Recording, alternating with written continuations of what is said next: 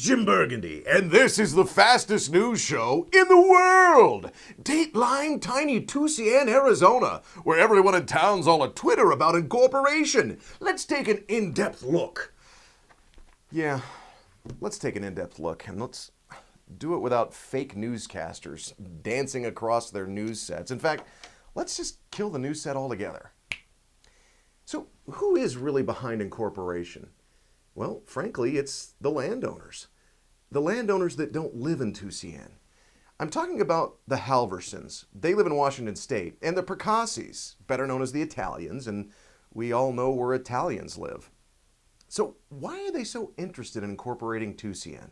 Does it have to do with getting housing for the people who work there? No. Does it have to do with building giant developments outside the gates of the Grand Canyon? Yeah. Consider this. There's no need to incorporate Tusayan to build housing. Let me say this again because it's so true. There's no need to incorporate Tusayan to build housing there. Take a look at these maps. These are the plots of land that are owned by the Percassi Group or Elling Halverson. They're all zoned for residential. That means they could virtually break ground tomorrow and build housing. So what's the holdup? They'll tell you incorporation. But really? Do they need to dangle a carrot in front of people and tell them, we'll build you housing once you vote yes on incorporation? Why don't they just do it now?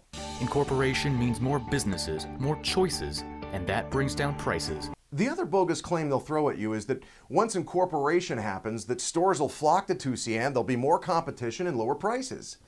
Well, the truth is, once again, incorporation's not the holdup. I spent quite a bit of time talking with a spokesperson from Bash's recently, and he told me that typically, when they go to build a store, they're looking for 10,000 people living within a 2-mile radius of that store. Now, he said rural areas are different, but they're always looking for that 10,000 person customer base. Let's be honest, there's not 10,000 people living within a 60-mile radius of Tusayan. So once again, it has nothing to do with incorporation. If you incorporate or not, big stores and big chains just aren't coming to Tusayan anytime soon. Now, you will get more stores if the Halversons and the Percassis get their way. You'll get outlet malls. That's what the Percassis build, outlet malls. So you'll have outlet malls and maybe a Ferrari shop like the one they opened in London. Now, look at this article from the Wall Street Journal. It was published not too long after the September 2008 incorporation election, an election where you said no thanks to incorporation. In this section, it discusses the aftermath of the Canyon Forest Village defeat in 2000 by Coconino County voters. I'm quoting here. Percassi doubled down and bought out its American partners, hoping to revive the project. We realize we made mistakes and we don't like to lose, said Federico Pelliccioli, who manages Percassi's U.S. property businesses. Percassi wooed businessman Elling Halverson. They hit upon a strategy to jumpstart development, create a city council with power over taxes, zoning, and services. A committee led by employees of Mr. Halverson, but funded by Percassi, collected signatures to get the incorporation issue on the ballot, and they crafted boundaries that included 354 acres of outlying Percassi-owned land. Percassi promised to donate 40 acres for subsidized housing, a long-standing bugbear in a locale few people own a house and many workers live in mobile homes. All right, now take a look at the pro-incorporation website and the homes they're talking about building here. They're mobile homes. Nice-looking mobile homes, but they're mobile homes. So how does that change anything in Tusayan? Mobile homes are typically parked on a lot that someone else owns. Now, look at this campaign finance report for this election. In it, you see the entire campaign, well over $280,000, is funded completely by the Percassis, herein known as Grand Canyon Exchange. Entirely funded by a foreign developer, and they have the gall to use the campaign slogan, "Because we live here"? Do they think you're stupid? Do they think you're buying any of this? And do another thing. Talk to anybody who's been promised housing, or anything else for that matter, by these people. You'll find a trail of broken promises after broken promises. But you're supposed to believe them this time around. And why do they keep attacking local residents? Well, I believe it's because they don't want to talk about these issues, or the issue of how to manage, pay for, and implement a brand new town government.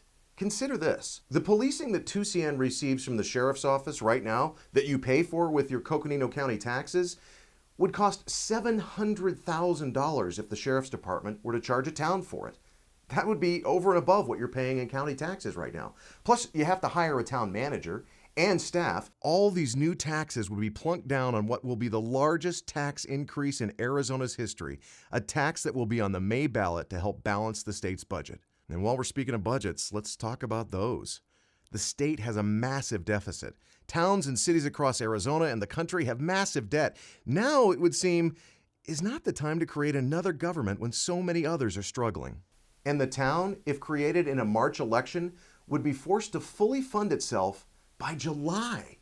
How could Tusayan ever come up with that kind of money by July to run a town? The Halversons and the Percassis don't care. They just want to build. They want to build their tourist shops and their tourist attractions and homes for, well, frankly, people who want a second home or a place to retire in one of the most beautiful places in the world. So let's say that Incorporation gets defeated again and the foreign and out-of-state developers don't get their way. What does Tusayan have to look forward to in their future? Let's get back to that Wall Street Journal article for the answer.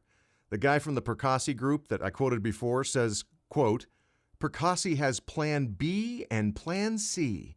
Mr. Percassi won't give up. It's a question of pride. We have the only private land in the area, and there's only one Grand Canyon." These guys will never give up. They're going to keep coming back time and again, and they'll make promise after promise. But remember, this time around, it has nothing to do with housing. It has everything to do with them making millions of dollars, all based on a lie.